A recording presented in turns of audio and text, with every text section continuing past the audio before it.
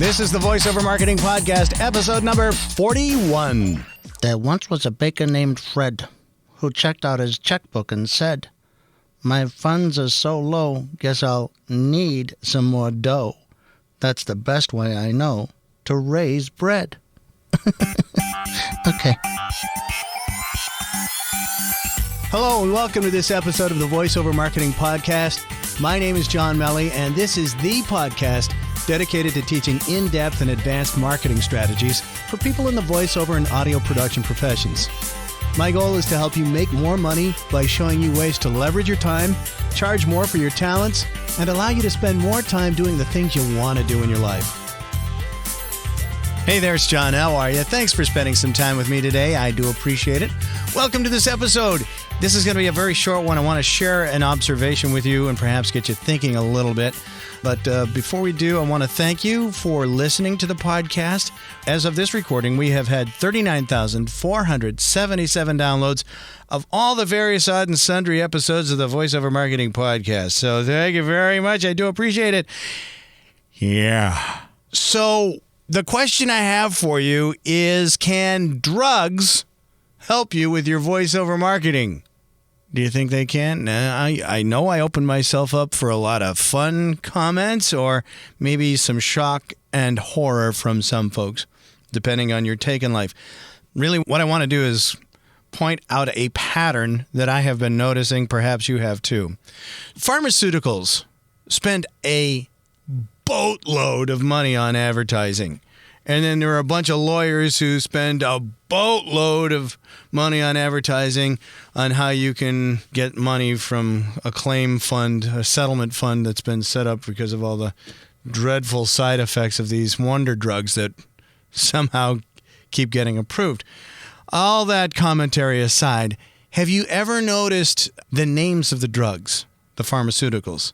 I started to notice that a lot of them have 3-syllable names, like Lunesta, Viagra, Cialis, Nexium, Xarelto, Humira, Propecia, Pradaxa, Wellbutrin. The list could go on. What do they all have in common?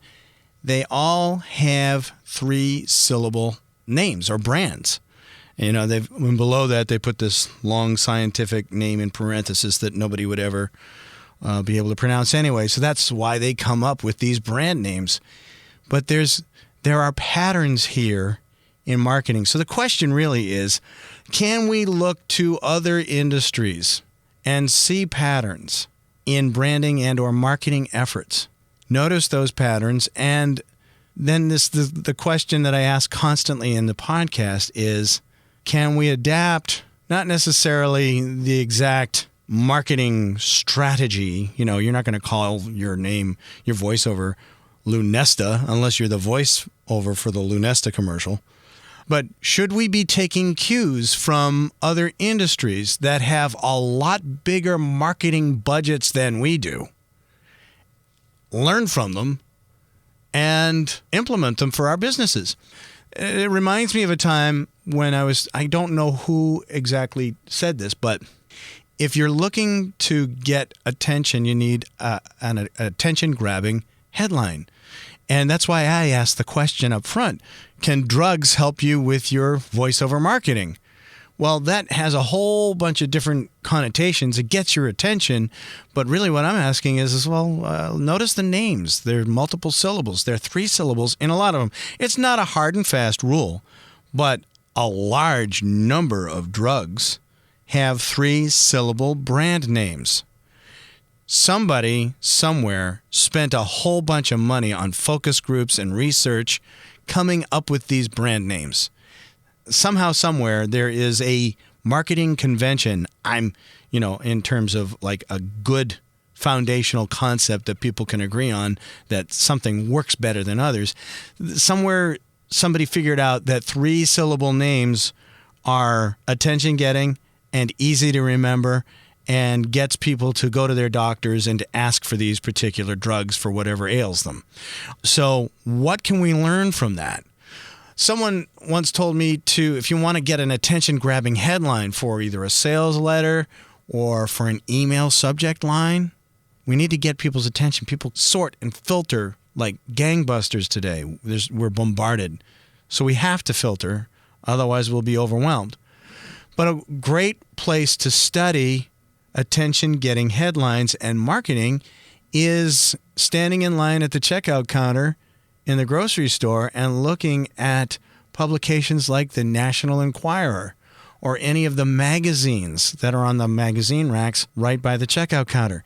They're by the checkout counter for a reason. It's an impulse buy. And the publishers of the magazines know they have a very limited amount of time to get your attention. So they've become experts at creating attention-grabbing headlines.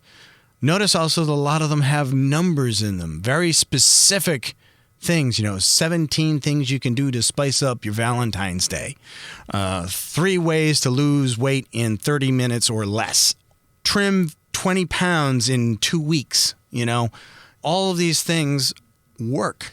That it's been studied. So I guess my broader message to you is, aside from can drugs help your voiceover marketing, let's look at other marketing from other sources and become parasites, if you will, for their research and development money. They've spent a lot of time and money on focus groups and a lot of skill developing ways to get people's attention. What can we learn from these efforts, and how can we apply these lessons to our own marketing? Those are the questions I have for you. And like I said, very short episode this week. I want to thank you for listening. I just also want to let you know that this episode has been sponsored by the VoiceOver Legal book by Rob Siglan-Paglia, a voiceover talent.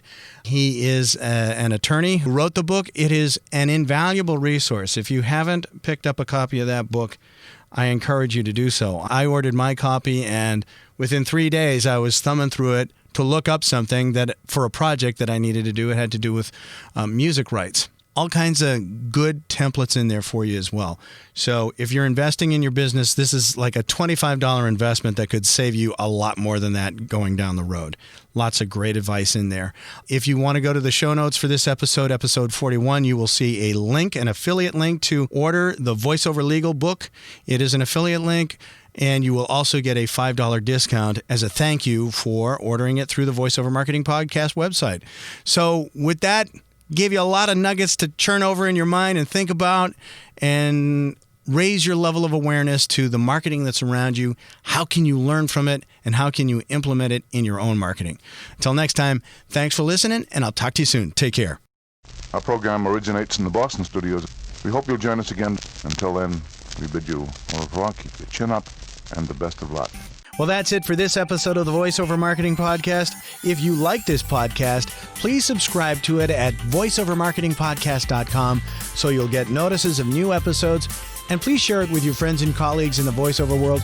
Also, it would be a huge help if you'd like this podcast and rate it on iTunes to help keep it near the top of the list. Feel free to share your comments and questions about this episode and future topics you'd like discussed at voiceovermarketingpodcast.com. And if you'd like more information on one-on-one coaching where we focus on growing your business, feel free to drop me a line at my cyber assistant's email address at mike@johnmelly.com. Thanks for listening. Now go out there and share your voice with the world.